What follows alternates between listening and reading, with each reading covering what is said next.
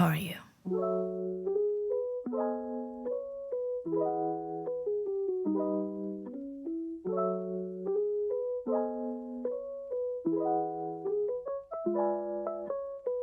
I'm pretty sure I've mentioned this more than once, but I am a big fan of a YouTuber named Stephanie Sue.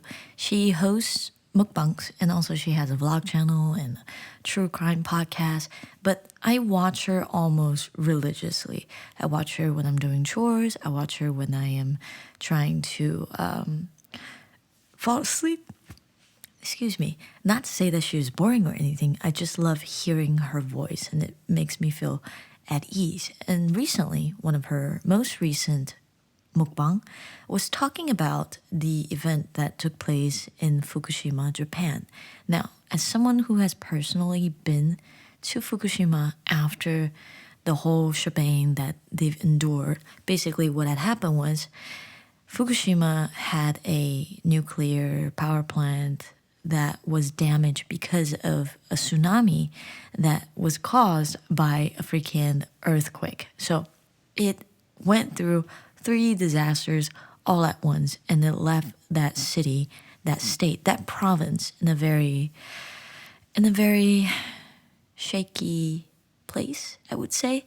A lot of people have moved out of Fukushima for obvious reasons, and the government is encouraging them to come back. But when I was just thinking about Fukushima, and when I was reminded of what they had gone through in those short period of time, I thought to myself, if I have 1 second before my life ends, because tsunamis hit relatively fast and I don't really have time to think. And the next second, bam, I'm underwater, I'm drowning, or I get hit by a car, or the earthquake is just shaking and then I'm being freaking swallowed by the ground. Anything can happen. I'm not discounting those possibilities, but I'm just curious if my life was ending today. Am I satisfied with where I am right now? Am I satisfied with my life accomplishment? Am I satisfied with me? Now, objectively speaking, I think I'm at a pretty decent place. I have a job that is relatively secured, and I have been busying myself with just reinventing my own image. Before, I've always dreaded the thought of going to the gym. It felt like a chore, but recently I've been feeling quite motivated because I want to see certain progress on my own body.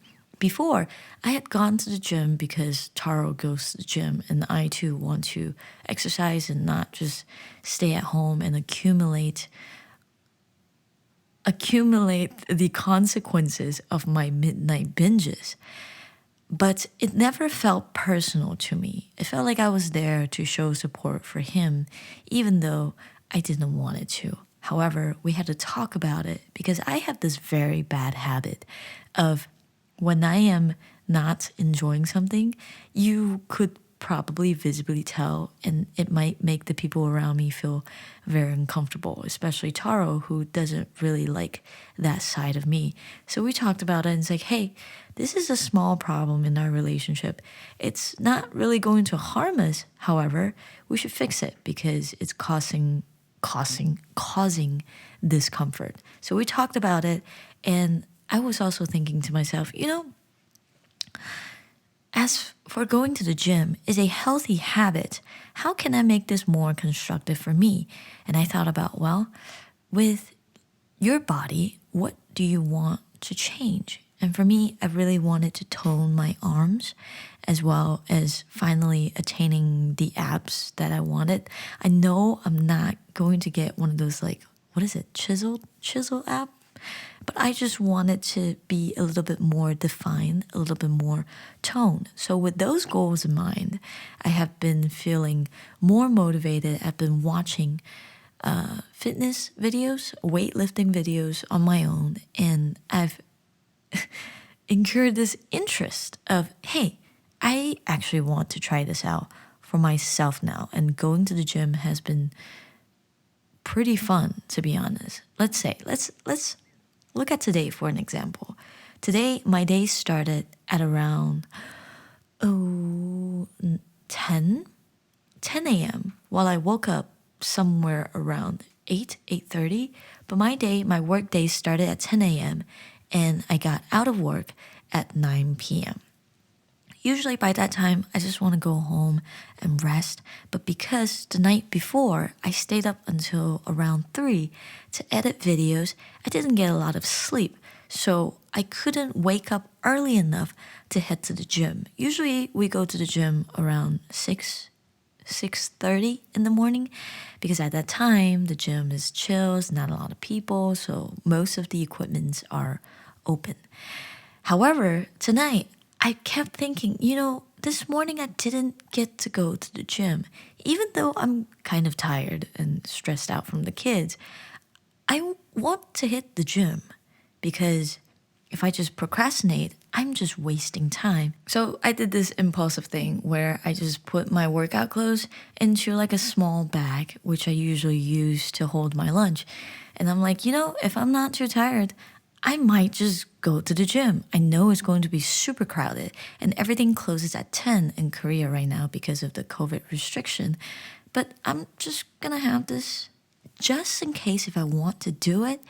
And by the time it was 9 o'clock, I freaking clocked out so fast to walk to my gym because I genuinely wanted to work out. And after I smashed through all the exercises, it felt so good. I was so tired, I was so dead, but it felt so good to be able to do what I really truly wanted. And I think that adds to my happiness. Also, speaking of financial responsibilities, maybe like a week ago on a Tuesday, I finally paid off 1 out of 3 student loans that I owe. At the time, it didn't really feel real because a lot was happening in our lives. But now thinking about it, even though it wasn't that big of a loan, it was around like 5,000 or 8,000 after everything that it accumulated. But it was like a small rock that had left my shoulder and I felt a little bit more liberated than before. Now I'm just focused on the 2 remaining loans and getting them out of the way as soon as possible. So me being able to pay that small loan and proving myself that, hey, you can do this with what you're working with right now really gave me confidence. So those were another bonus brownie point for myself. So it's a win-win. Relationship-wise, Taro and I just spent our last anniversary. Wait, hold on. Let me rephrase that. Taro and I just made it through another anniversary. Wait, this is not a survival show. One more time. Taro and I just celebrated another year of being together. And honestly speaking, this is endgame for me. I don't really see myself anywhere else, and I'm really happy with the way that we can communicate and understand with each other. So in that aspect, I am happy. I cannot be any happier. But now it comes down to family, and family is a very complicated subject for various reasons. I have a confession to make. Since Mother's Day, I haven't really communicated with my parents, and there is a reason why. Well, the reason being is that I plan on staying here a little bit longer than my current contract, which is a year.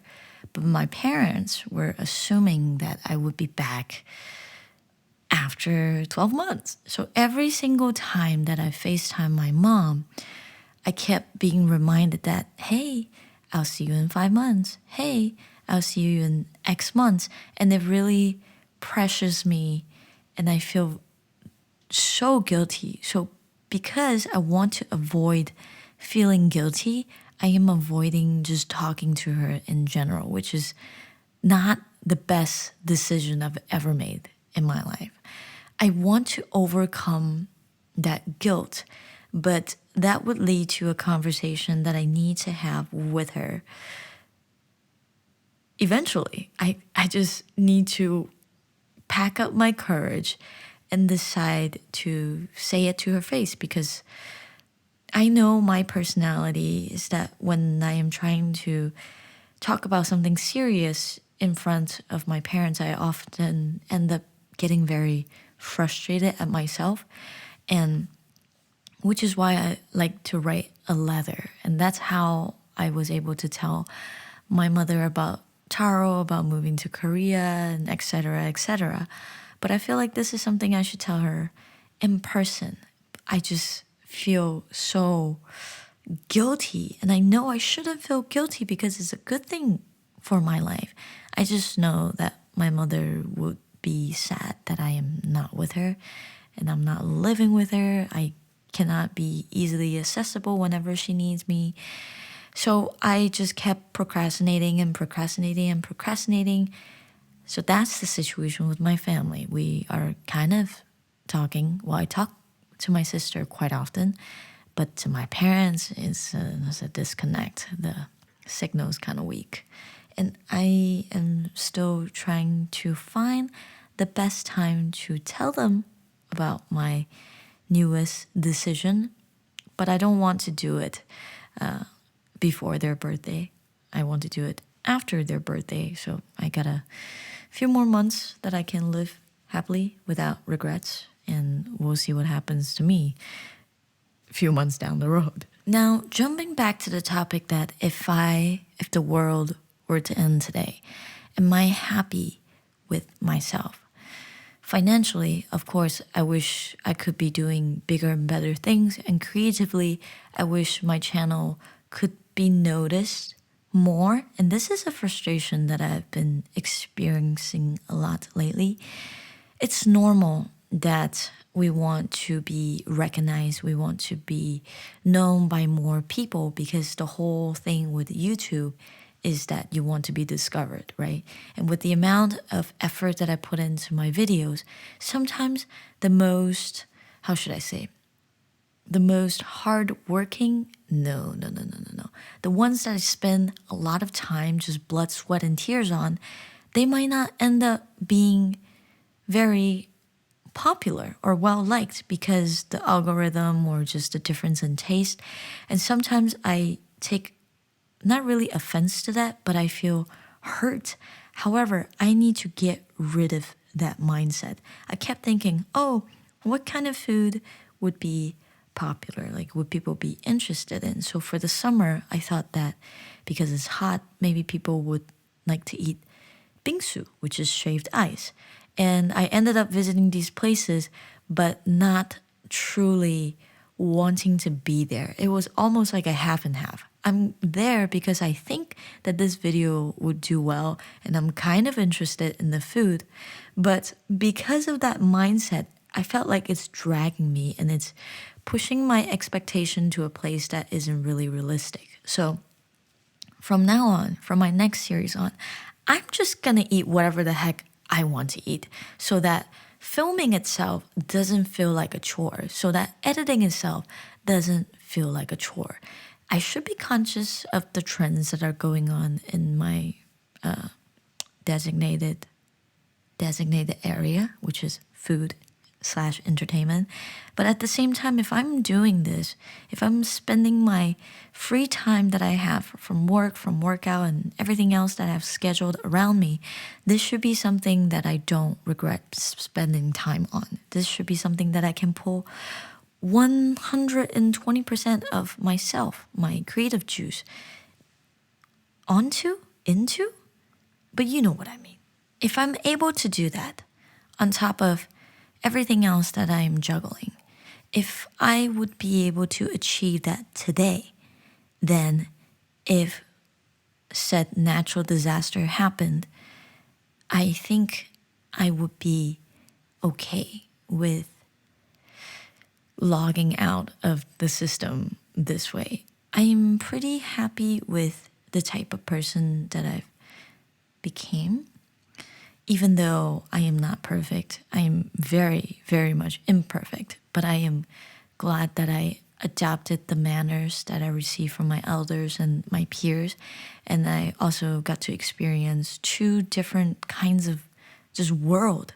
In America and in Asia, things are so different. And now that I'm back in Asia again, it's like I'm stirring this melting pot and just adding more insights into it. And I just love how life is throwing me these punches. I don't like to be beat up, but I'm happy to experience different things that make me feel anxious and also excited in contrast. I still have a lot of people that I would need to apologize to because of my actions. I am not a very open way. I am a very passive person. Sometimes instead of facing a situation, an uncomfortable situation head on, I would avoid it. But avoiding it might not be the best choice. You're wasting everyone's time. Wow.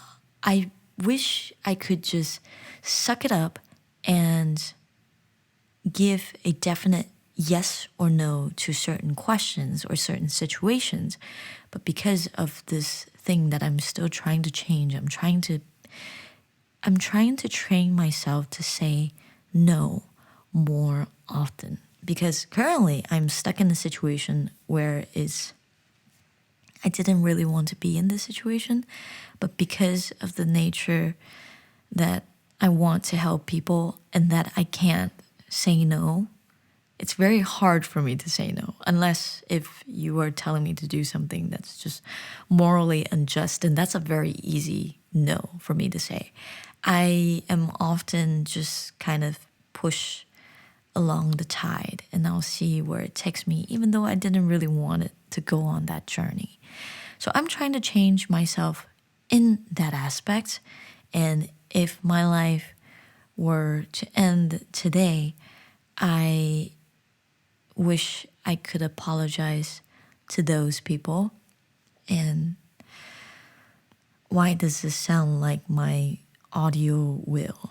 It is very difficult to end one's life without regrets.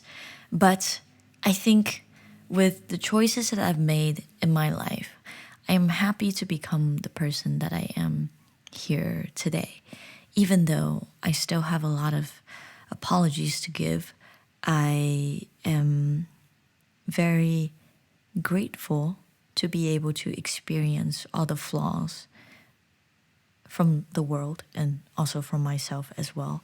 I think if we were to experience a natural disaster, it would only reveal how precious just the opportunity of life itself is. You are basically, literally given the world and you can do anything you please. Well, it depends on situations. However, you have options to do anything you want. So don't take it for granted. Don't take your situations, your family, your friends for granted. And truly, honestly, live your best life, because you don't know when it will all come crashing down, when it will all just end with no warning. Life is just like a game of Russian roulette. Sometimes you get lucky, sometimes you just don't. So before we run out of luck, let's do the things that you want to do and be the person that you want to be. It's okay if we make mistakes, because everyone makes mistakes, but bounce back from that and fix yourselves. Morph yourself into becoming the person that you truly envision yourself to be. If you say, hey, my dream is to become blah, blah, blah, do it. If it's no longer your dream at some point in your life, just change it. Just keep going after what you want, because that makes you happy, and your happiness means the whole world. So yeah, sorry for my random rant, but that's why the podcast name is Lactose Intolerant. I just had this curious thought in my mind, and I wanted to mentally check myself in to see, hey, Are you good to experience a natural disaster? Well, the obvious answer is no. I hope I would never have to experience one in my lifetime. But this is just a wake-up call for myself and whoever is listening to this that, hey, if the world is ending today, let's be sure that we are trying. If we are not there, it's fine. We're trying to become the person that we really see ourselves in. So thanks for listening to the 41st episode of Lactose Intolerant. Thanks for tuning in. Stay safe, and I will see you next week.